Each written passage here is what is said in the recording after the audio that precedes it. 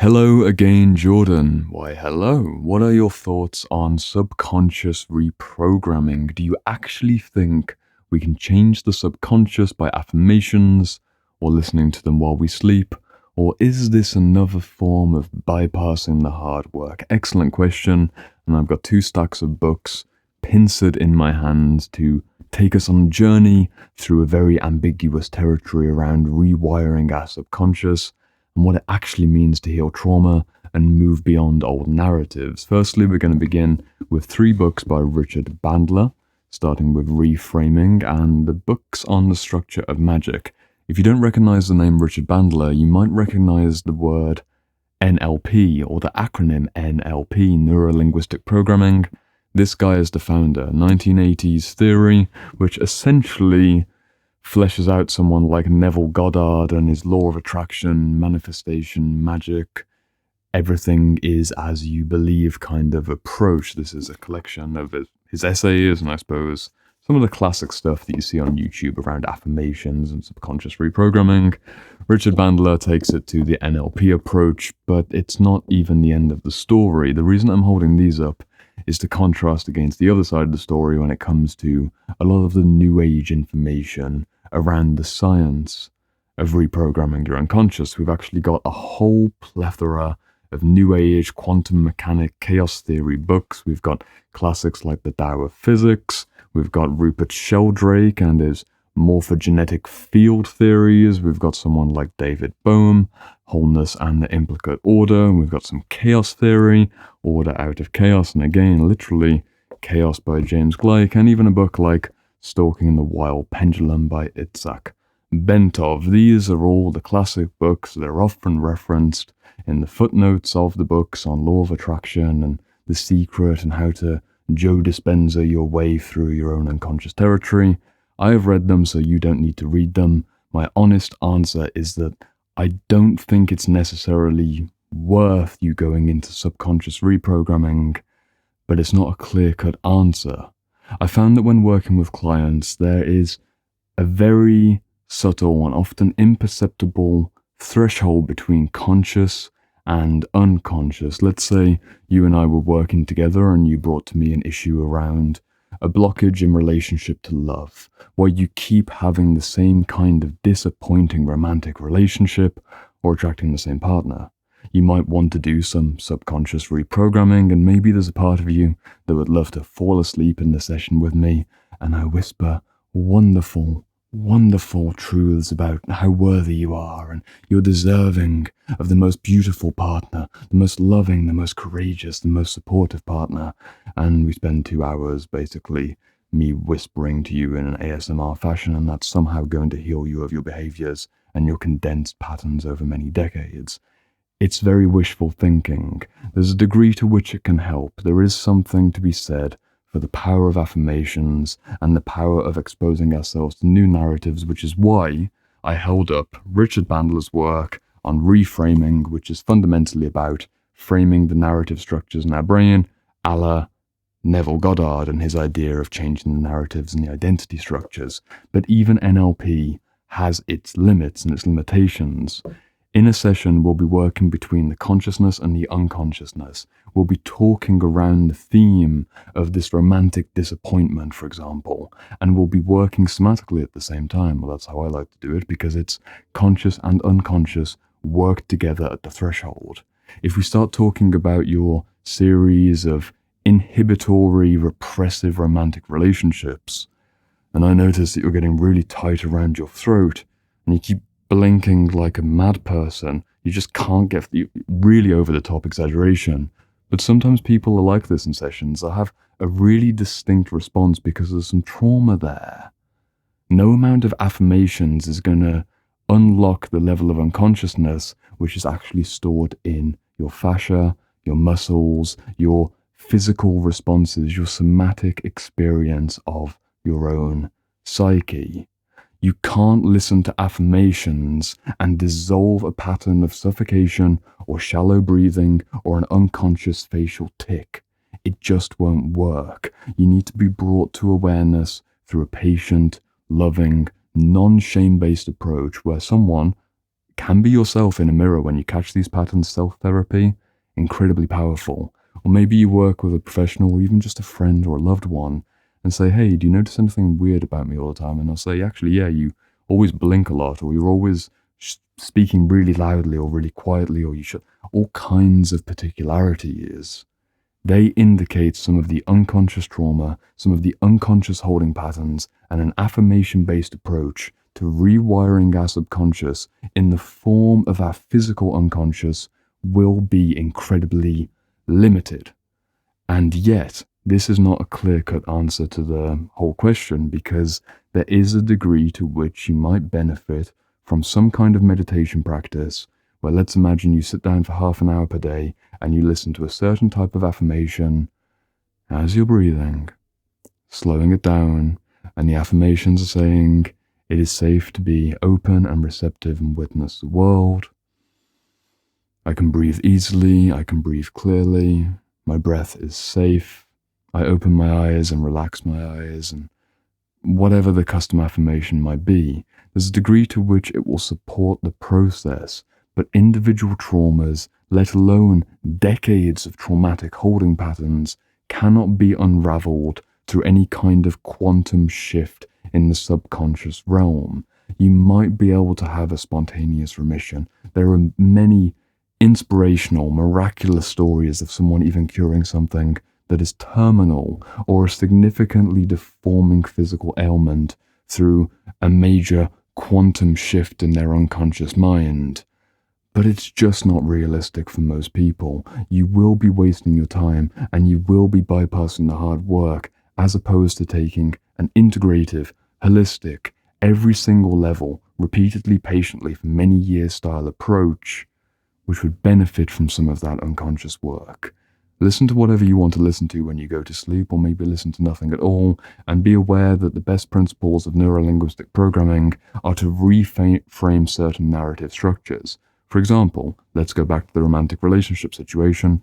Many men and many women will be locked into a certain type of compulsive shadow dynamic, where their romantic partner or idealized fantasy partner will be more emotionally expressive, more charismatic, more full of life than they are, and they get stuck in that shadow projection where their narrative in their mind to a certain degree is, I'm not that expressive, I'm not that confident, but so and so, this man, this woman, is the confidence that I need in my life.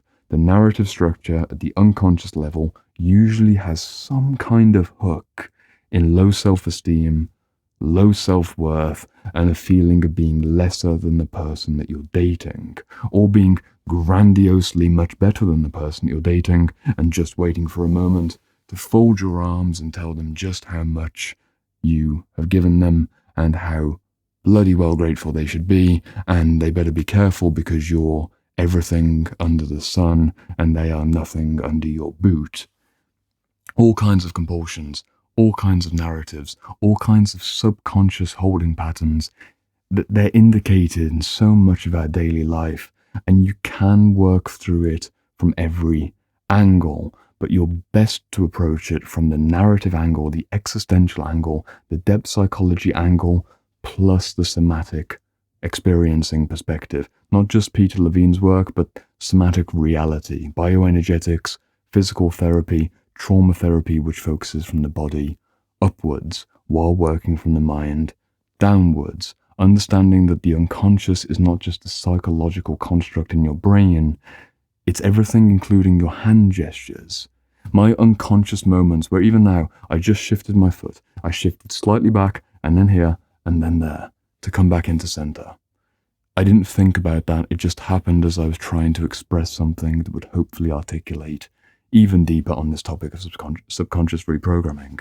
My body has a certain unconscious memory.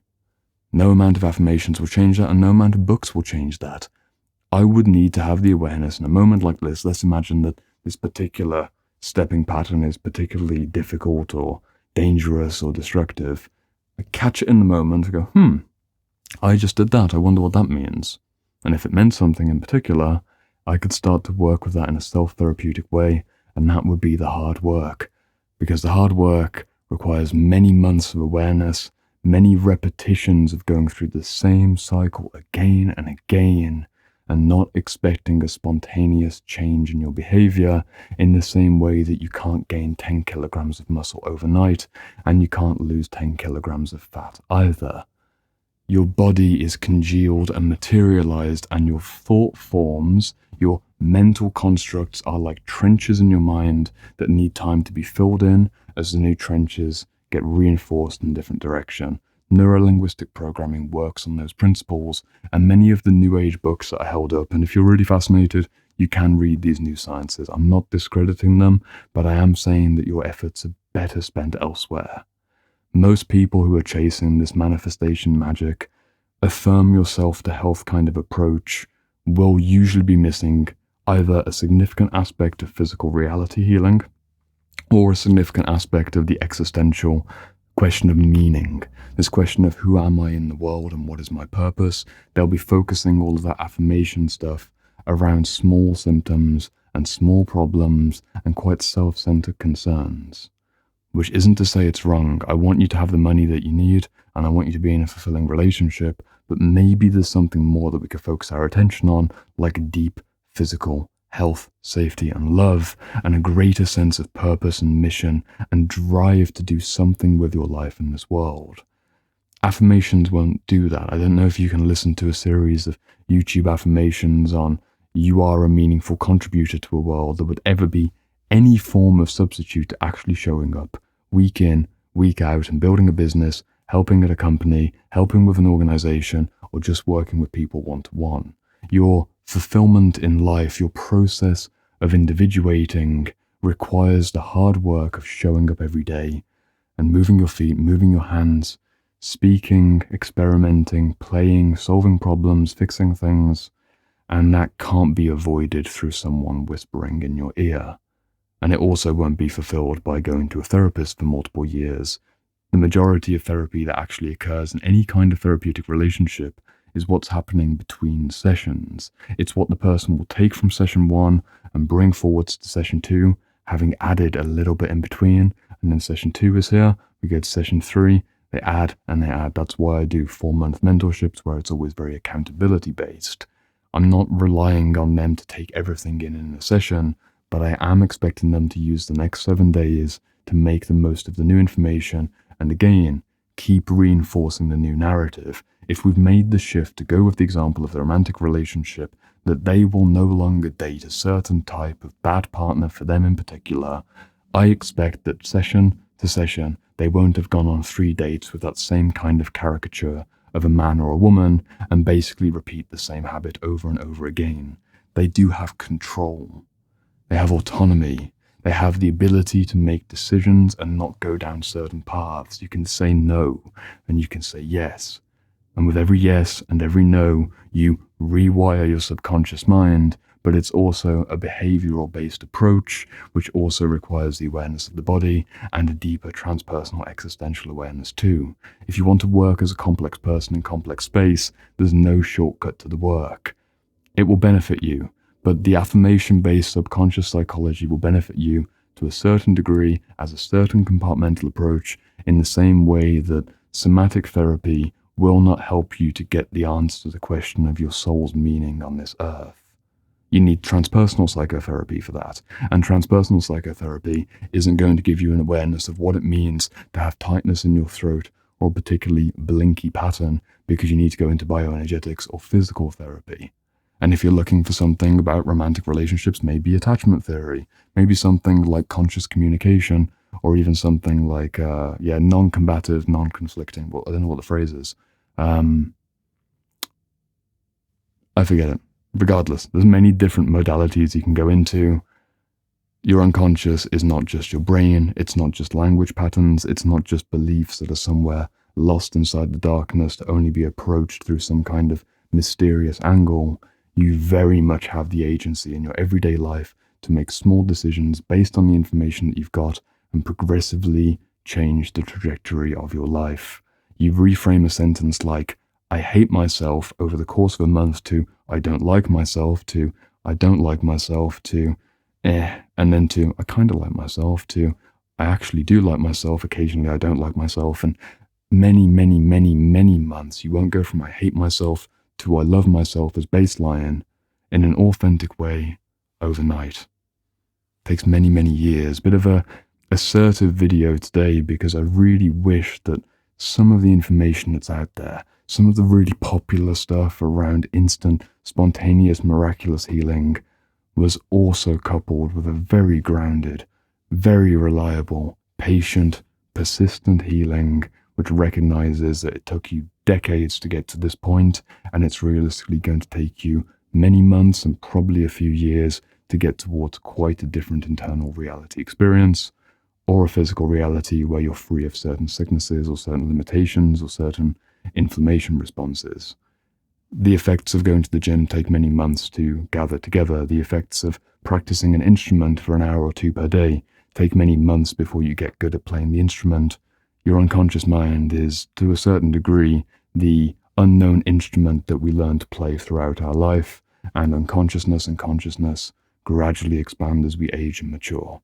I hope this has been useful. It's not a clear-cut answer to the question, but the reality of a video like this, and really my whole channel, is that I don't have clear-cut answers to every question because we're adults with unique subjective experiences, and I invite you to make your own conclusions. If you have any particular thoughts, leave them in the comment section. Even another video that I could do on this, a certain question, leave that down there as well.